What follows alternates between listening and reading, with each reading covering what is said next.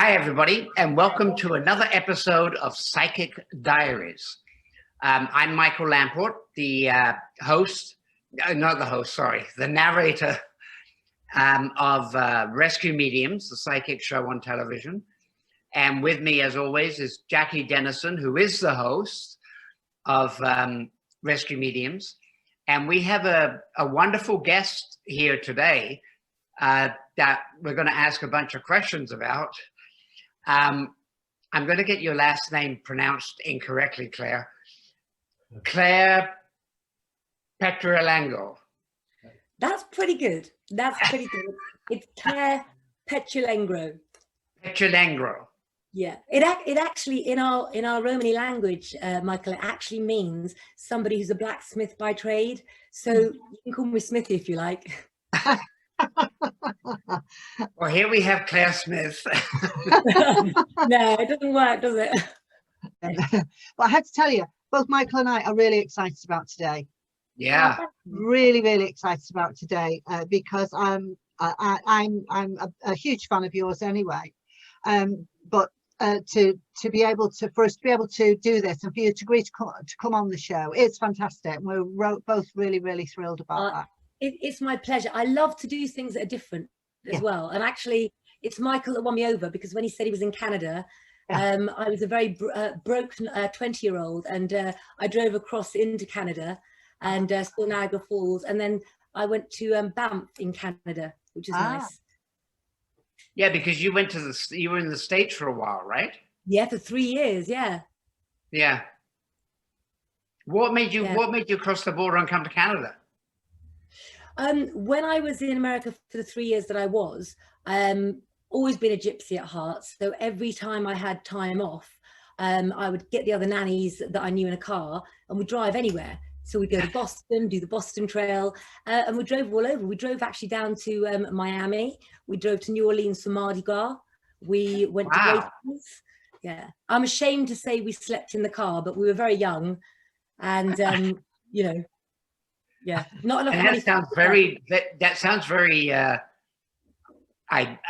traditional, if you know, for gypsies, right? Because that's what they're known as. Yeah, I grew up with my father waking me up in the middle of the night because my mother had decided that she wanted to go on an adventure, and we had one of those vans that was sort of quite long. And my father would sort of lift me out of bed and put me in a duvet in the back of the van, because we didn't have seatbelts back then, did we? And I'd wake up in Blackpool and I'd be surrounded by all my relations because she fancied seeing them. So I think it's inbuilt. Fantastic. I love it. That's Do you know, I've been doing my ex-husband's family history. Yeah. And we have a son together. And his family they come from the Loveridge Parker line of gypsies. It's the Dennisons, and they come from the Loveridge Parker line, but they're from Kent. They're from the Kent area. So is that your gypsy blood, or is that your ex-husband? No, that's my ex-husband. So it's my son's gypsy blood. But you know, the other thing on my side of the family, my mum's side of the family, because I've done my family history, and her great uncle, who's my 3 times great uncle, married into the Boswells. Right, and the Boswells are my cousins as well. But my other half, who's sitting over there, Richard, he's what we call a gorger, which is what you are, which is a non-Romani, and he is with me. I'm a Romani. So your ex-husband, you played with the gypsies, really. So yeah. I know. And of course my son is so thrilled that he has Romani blood in his veins. He is absolutely so thrilled because he absolutely loves Tyson Fury. Right, and Tyson Fury's doing very well at the moment, isn't he? Yeah, he is. When the virus is over, near London, there's a bird sanctuary called Farthing Island, and the Vado, the wagon that my grandmother had all of her children in, it's there on protected ground, and you can go inside. What we'll do is we'll go and do another recording for something, and we'll go to where my mum's wagon is. My grandmother's wagon. Would love it. Fantastic. That would be fabulous. Absolutely fabulous. I've been there before, and I basically did like a cookery program. Yeah. spring next year. But like explained with the belly box at the back of the wagon and how that's your fridge and things. So it was lovely. It was nice. Fantastic. So let me ask you the first question then, Claire, if you don't mind, because you do a lot of astrology and psychic readings. When did you first realize? At what age were you when you first realized that you had this ability? I never did realize. I realized that other people didn't have the gift. Because I grew up in the largest family of Romani gypsies in England. And so I was surrounded by people who foretold the future and who were using tarot cards. So to me, it was an everyday sort of thing in life. And it wasn't really until I went to school that I realized that other people weren't using their instincts and using their psychic abilities to better their lives.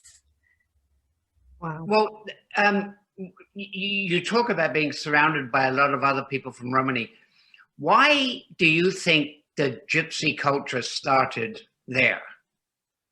Why do I think gypsy culture started in Romani?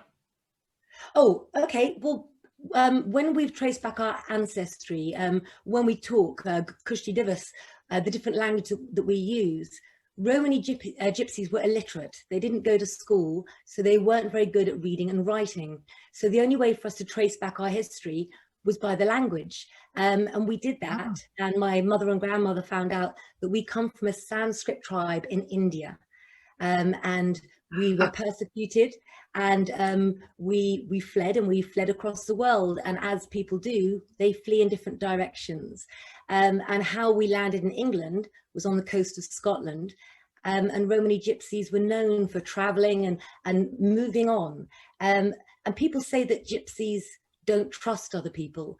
And I think that's because they were a persecuted race. Once bitten, twice shy, sometimes. Yeah, I understand that. And of course, most of us have the image, which is sort of stereotypical, of, you know, gypsies in a caravan and they're in the park and then they're all gone. You know, I know that's very stereotypical because you certainly don't look like that. Well, actually, I don't look like the rest of my family. The rest of my family are very, very dark skinned.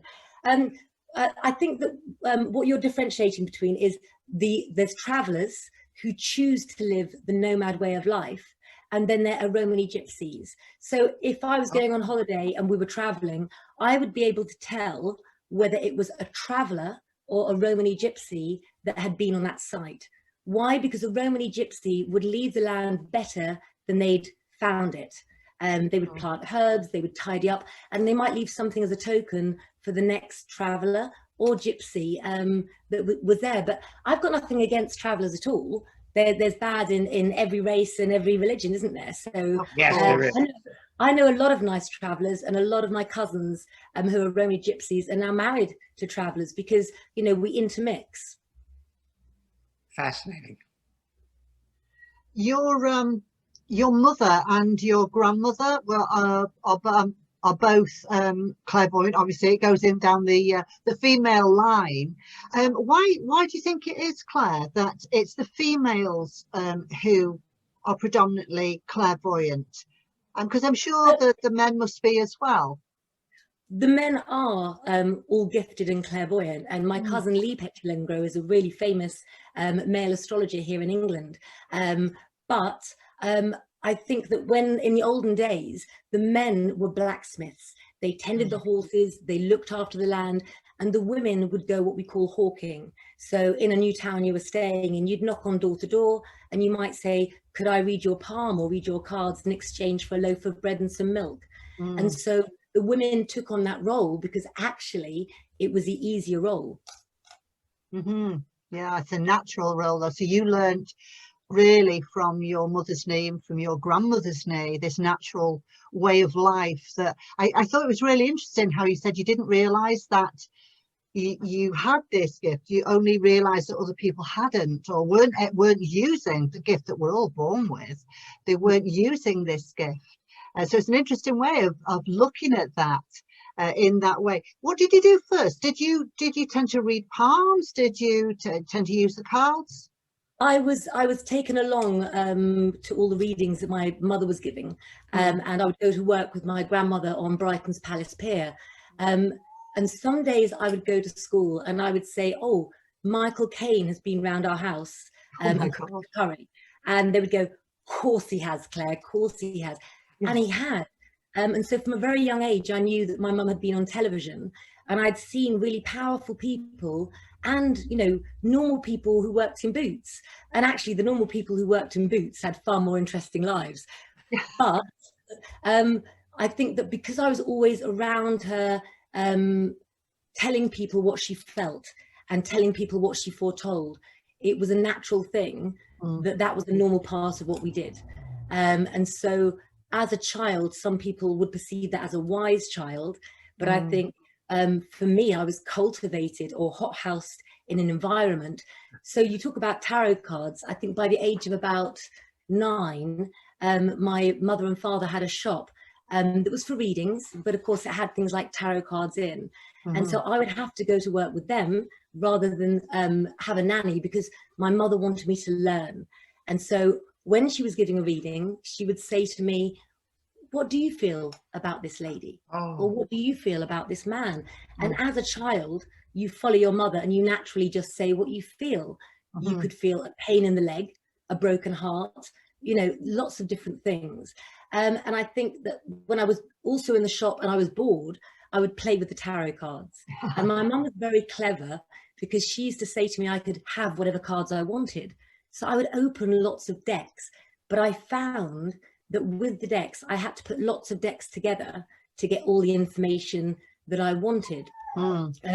My uncle Leo Pechalengro would also pay me £1, which was a huge amount of money in those days, to learn the lines of the hands. So I learned those pretty quickly, and I would get sent away in school holidays, and I missed a third of my schooling throughout my life from traveling with my parents. And I would go and I would stay and leave my parents and stay with my aunt Adeline Lee, who lived in Skegness, and she would get so beautifully dressed up for work, and she'd stop off in a dress shop on the way, go to Marks and Spencer's, and she made going to work with her really nice. And she also let me keep the money that I'd earned, and so that was like, it was like going to the Ritz going with her. But what developed out of that is I wanted to create something that other people could read and use. And I think with everything that's happening in the world at the moment, you know, you think to yourself, how can I help? What can I do? And people feel alone. And so people don't necessarily want to go out and see a clairvoyant or even see a counselor or a friend. And so I've created these tarot cards, and I call them the Claire Pechalengro Romany Gypsy Tarot cards. And Rich, who's my other half, we went back to the Babylonian times and pulled out all the cards that I'd ever seen. And we put the generations of my family all on the cards. So it goes back to the 1800s of Xavier Pechalengro, who invited George the writer to come and live with them and see how the gypsies lived. And George Burroughs went away and started writing the famous books that are Lengro and Pechalengro. And I put the meanings of the cards on the cards as well. So it's very difficult for, you know, a layman to have a pack of tarot cards and have to remember what a page in a book says. It's just pages in a book and words. So I put the meanings on the cards, but people don't realize that different cards relate to a different herb, a different day of the week, a different star sign, and all that's on there in clues. And I wrote an online school for it as well. So I want to empower people to learn how to use their clairvoyance, because we don't just have 6 senses, we have 9.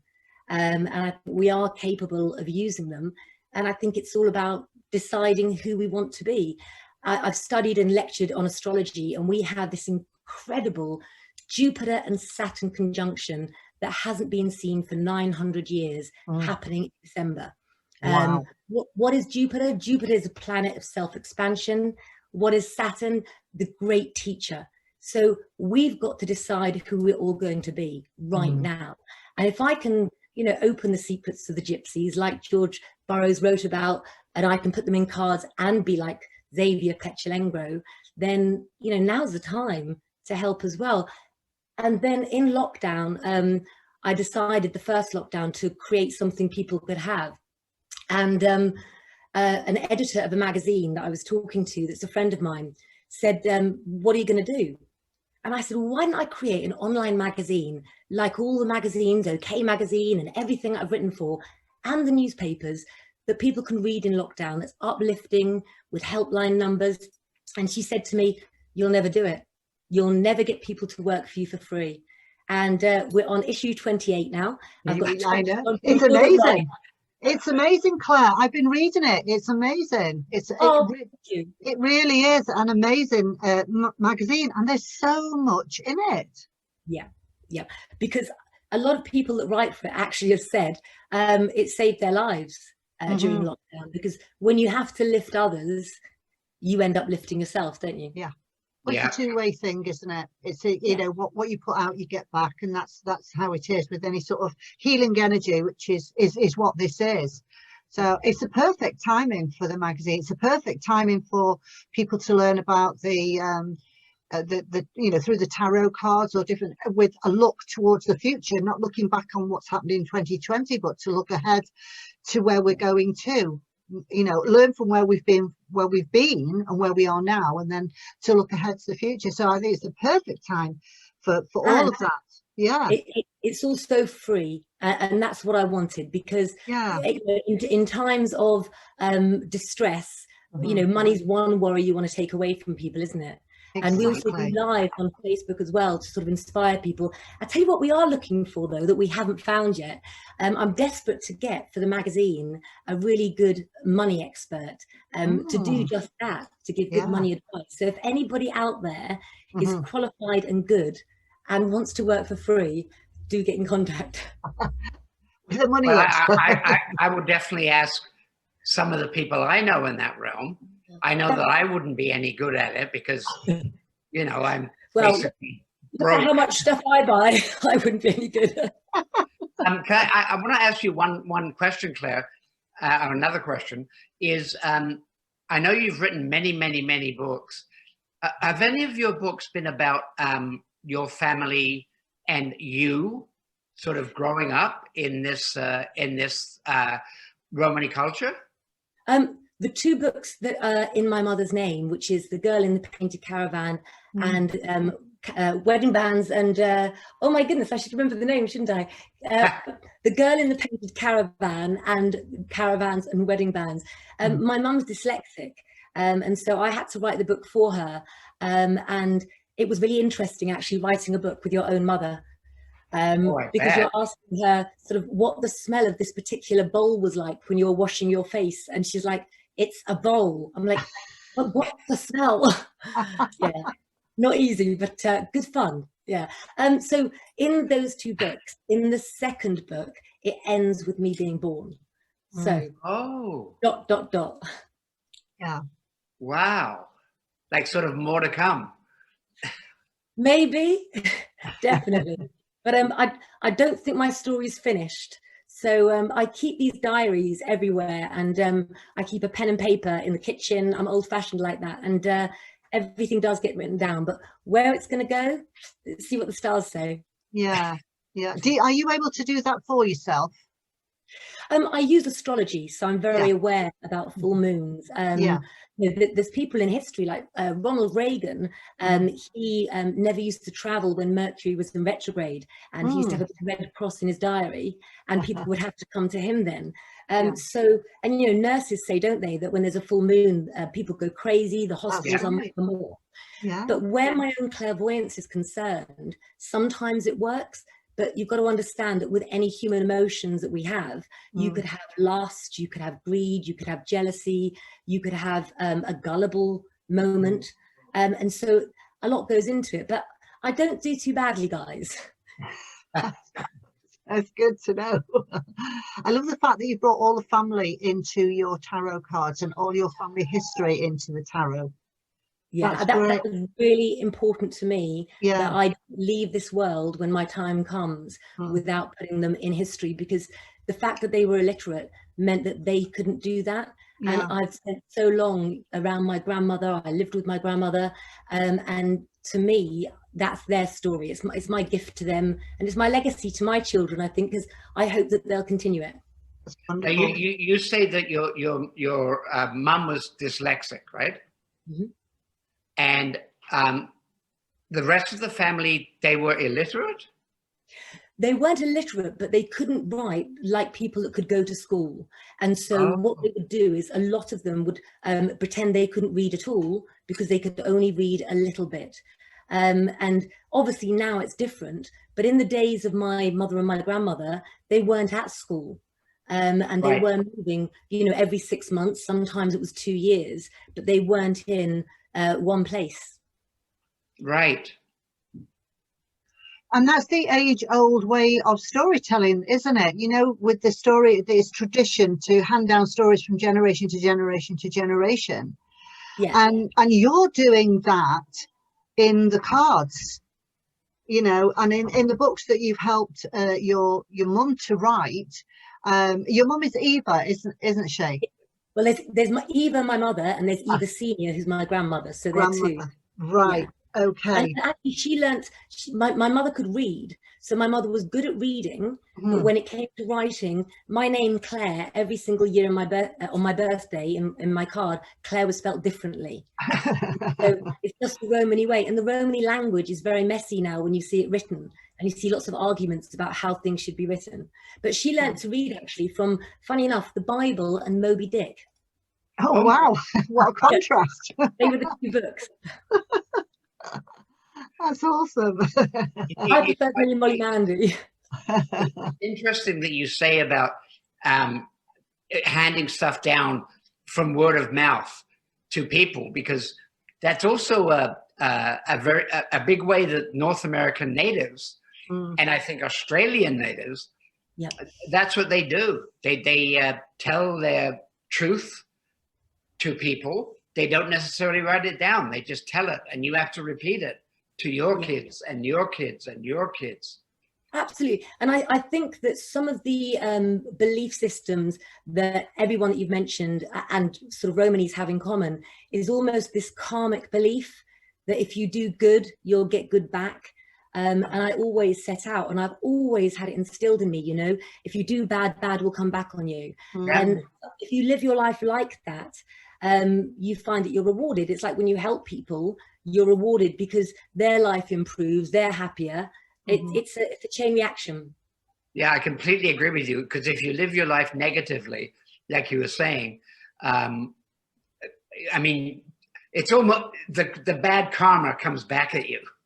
Yeah. And the good karma comes at you. And also, do you know what? They call life a gift, so we need to live in the present. And also, why not have fun while we're here, you know? Yeah. To be miserable is a hole sometimes people can't see themselves getting out of. And with all of the private clients I have, you know, so many people, they can't see a way out, and other people don't realize that it could be one little thing, such as a smile in a supermarket, or saying, I love your jacket. And, you know, these little things build each other up. And I think now we're so alone with the current state, we can reach out more than ever before. Yeah. Yes, I think when this is over, and I've said this to Jackie, I think that we are all going to come out of this stronger. I do. Well, now is the time to decide, like, because I believe in astrology and I follow astrology so religiously, this Jupiter and Saturn conjunction means that it's almost like a fun fair ride being jolted forward. So you can decide, can't you, when you're in that fun fair seat, whether you sort of go like this or whether you take it and you enjoy it. And a lot of people are worried about what job they were doing and what they might have to do now. But what people don't realize is it doesn't matter, because this is your chance to reinvent yourself. Exactly. Nobody will care, you know, only people will care that you survive. Yeah, that's very interesting. Yeah, I liken things to, and this is what I say to my clients, it's like having your own Google Maps. So your present place is home, and you want to get to a place. The place is actually called happiness. So you've got your Google Maps there. You set everything going, and you might find that, you know what, there's a gas leak, so the road has been shut off there where that gas leak is, and you've got to do a diversion. So Google Maps takes you on that little diversion, and you'll still end up at happiness. It doesn't matter what you encounter on your way, as long as you know that your destination is where you're going to be. You know, I love that. And also, it's funny you say that, because sometimes you have to take the wrong path to find the right one, don't you? Exactly. Yes. But the other thing is, I mean, there is an old adage that I remember, 1 foot in front of the other gets you where you're going. Mm-hmm. So true. And I love proverbs. I love proverbs that give you belief. And every day I look at loads, and I post them as well on my Facebook and things. And that's what it's about, isn't it? Yeah. Because you know why? The alternative is unthinkable. So. No, absolutely. Yeah. Maybe because proverbs and things like that, I mean, they are things that give people hope and help their lives. But you're right. The other alternative is we could all just dig our own graves and go in it. And I think people who are hovering at the moment, that can sort of save themselves, need to remember that feeling of when they were down there, so that it fires them up to go up there. And you need to sit and ground yourself for a moment, because this is a moment now that we can go forward. And in a lot of cases, I'm sorry, I think it will make their lives hugely better, because people will actually be doing what they want now. Yeah. Rather than what they have to do. What about your children? Have they learned the Romany way of working clairvoyantly? Of course, but my eldest boy is Paris, and he's 20. But he just won the Brazil gold for jiu-jitsu, so he's got his sport. Oh, wow! I've got a 16-year-old, a 13-year-old, a 12-year-old, and a 16-year-old stepson as well. And oh, I'm just being corrected now. The other daughter's 17. Sorry, there's so many. Well, do you know what? I did quite well, because I don't actually normally get their names right. In a gypsy family, you're always calling everybody the wrong names. So yes. That's because your mum never got Claire right when she sent you a Christmas card. I mean, come on, Michael, let's be serious here. Why did she call you Claire? I mean, I've had a lifetime of clairvoyant jokes. Because you're clairvoyant. Oh, very good. I know, isn't it? I got that from your website. I'm not smart enough to have thought of that myself. That's right. That's fine. I've been called so many different things, like in the terms of what I do. But actually, my mother wanted to call me Crystal, and my father stopped her. Yeah, I don't think I look like much of a crystal. No, you're Claire. Yeah. So, when you are working on your books and things, what sort of mindset do you put yourself in? So let's say, you know, with the love signs, or the, you know, when you're working with something like that, what do you have in your head when you're planning that out? Every book is like one of my children, and so every book is a completely different experience. Yes. So Love Stars I wrote when I was pregnant with my first child, and it was a dream, absolutely amazing, and, you know, almost like two babies coming at once. A diet book I wrote through astrology, how to lose weight for your elements and star sign, was hard work, because I had to promote it the first year that he was born. And sort of that was quite pressure, but now looking back, I might redo the book a different way. And I think that writing itself is just my passion. I love writing, and I write every single day. I've got many books that I've got ideas for. I've just done an online course for my tarot school, and I'm doing 3 other books at the moment that I'm not allowed to talk about, but I love it. To me, it's that, reading, doing nails, kids. And you write for magazines as well as your online magazine, your own. I've written for OK Magazine. I did them for 5 years, and worked for the Express newspapers. Woman's Own company. At the moment, I'm in Pick Me Up magazine, which is a lovely magazine to write for as well. Yeah, it's a nice magazine. Yeah. Do you find it cathartic when you write? Does it release energy or something from you? Do you find it? I think, as you can tell, I'm not a quiet girl, and when I write, I've still got a lot to say, and I enjoy writing. And people have said that when they read it, it's like me talking. Whether that's a good thing or bad, I don't know. So it works for me. I think I've found my niche, and they're still publishing my books. So I'll keep going until I've got nothing left to say. Yeah, I can't imagine you having nothing left to say. Yeah, I know. Can you imagine my poor other half and my kids, honestly? You've got an online shop as well, haven't you? And you sell essential oils. They sound, some of them sound, divine. Yeah, I need to get some of those. So my shop is clairepetulengro.tv, and that's also home to Lengro magazine, and to everything else. But actually, the story of the oils is quite interesting, because Rich and I went to Italy in order to draw the cards and to start deciding how the tarot pack would be. And we got picked up by a lovely man called Nino, who took us for the day to his essential oil factory. And he was had these citrus trees that were growing in the soil of Mount Etna. As we sort of started to walk around, Rich said to me, "Don't say anything. We're not placing an order. I know what you're like." He said, "Wait until we go for a coffee afterwards." Well, we got halfway around. Amazing. And he had already ordered the first crate. And we never knew the virus was going to strike. And all of the oils we have pink grapefruit, mandarin, blood orange, blonde orange, green lemon, yellow lemon, and Sicilian lemon. And they're absolutely incredible, but they're all antibacterial and antiviral. And so what's ended up happening is that people have ordered them and they spray them in their masks and mix them in things and use them as gifts. So things are just happening at the right time at the moment. Yeah, they sound divine. I love all those citrusy smells. There we are. And they're a good size, really good size. This is what we make bath bombs and other things with to play around for presents for people. This is the size that you get here. But it's 100% organic. And do you know what? Just need a tiny bit. Yeah. You just need a tiny bit. And I think now's the time to indulge in ourselves. And whether it's not my oils, it's about indulging in things that's you time and relaxing and a bit of self-love. Love it. Love it. And you were meant to meet him on that day, obviously. Obviously, no, we were. We came back with some tarot cards, or sort of many of the tarot cards drawn, and essential oils in our hand luggage. Fantastic. That's how it's just how it's meant to be. Tell me about the scrolls, the children's scrolls.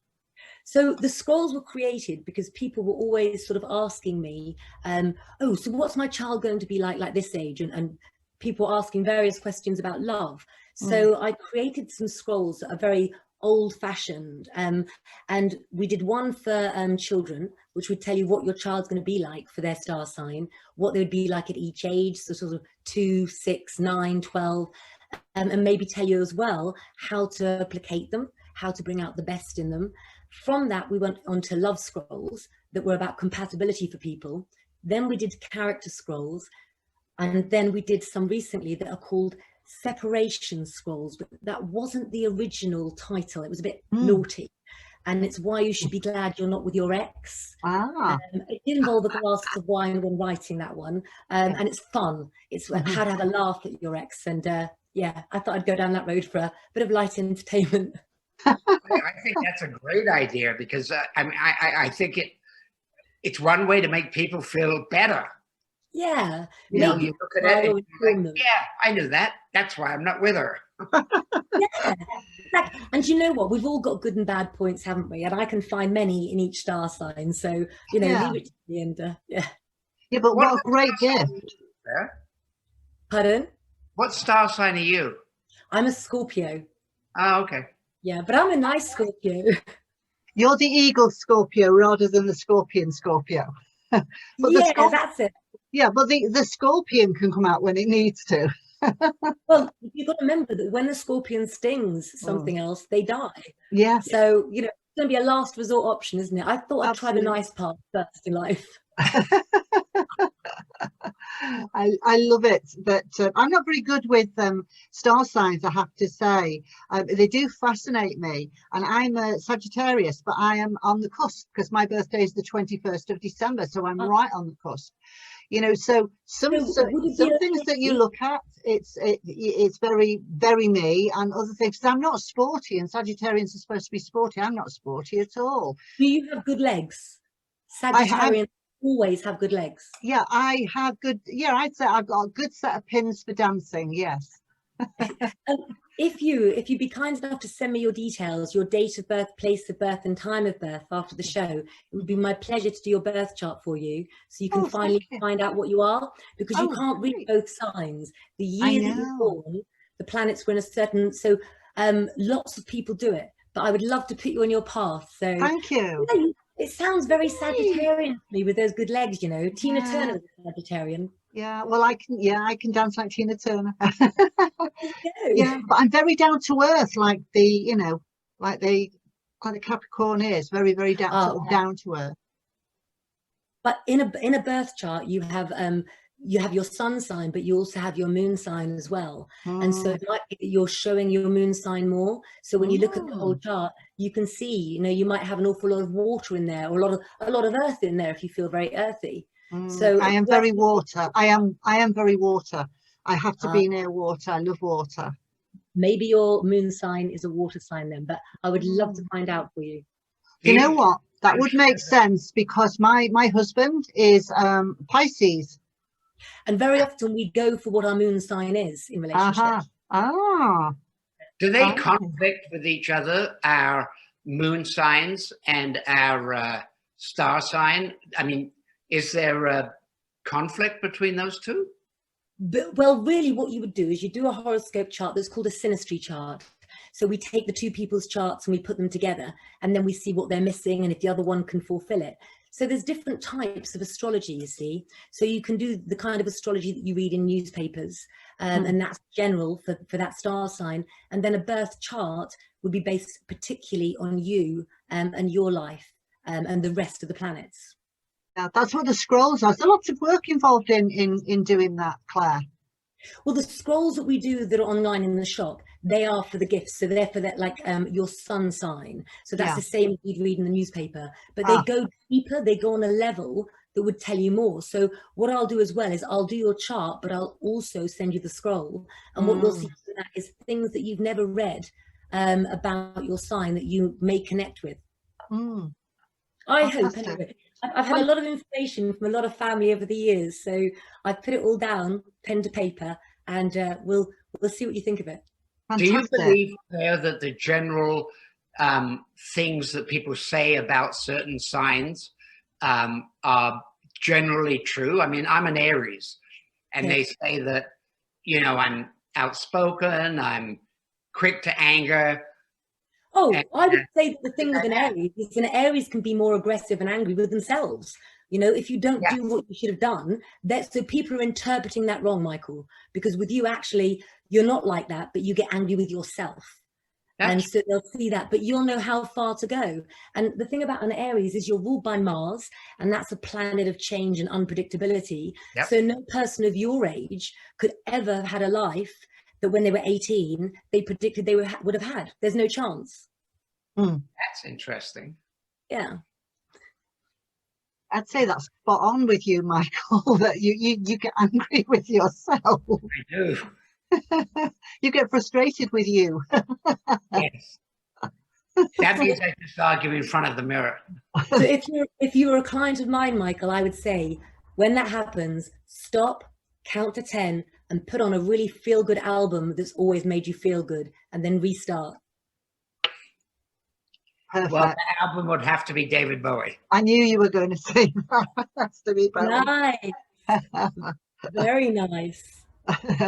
So Michael loves Bowie, and I love the Beatles. And your mother read the palm of George Harrison, didn't she? Oh, she did. She read, I think it was all of the Beatles apart from John Lennon.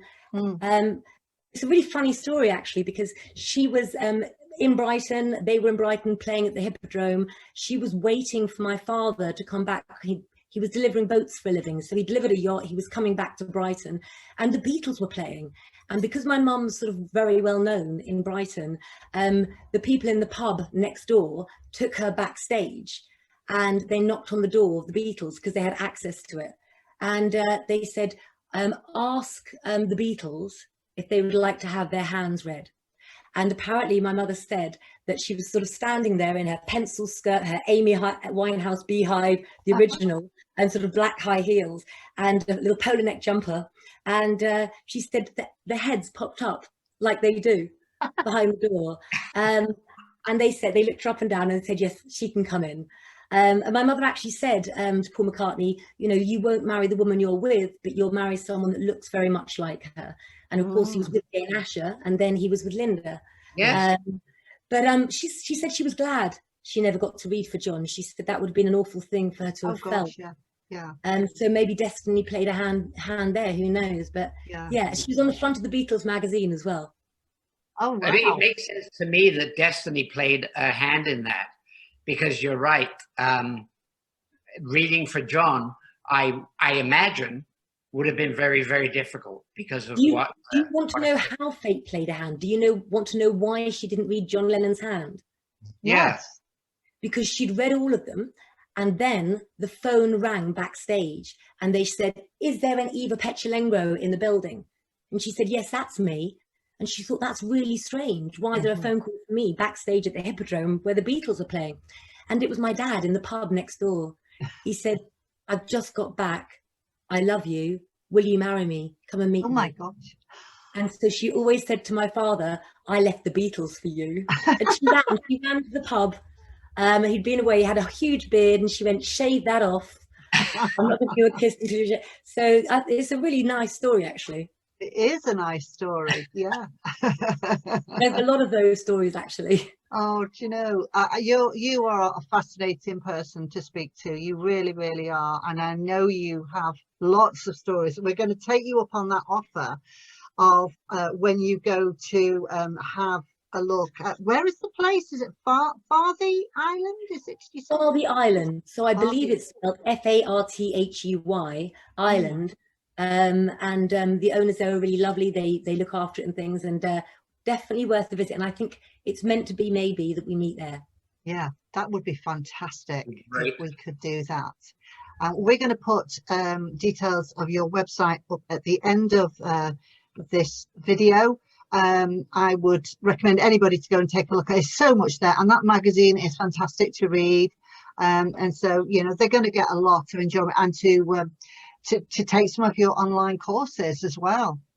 Thank you. And can I just say as well, I've absolutely loved talking to you guys. I feel like I've been talking to two old friends. So do make sure that you send me your link so I can tell all of my followers to watch you guys, because they're just they love you. They really Thank you. Thank you for that. So thank you very much, Claire. Thank you. Thank you for having me.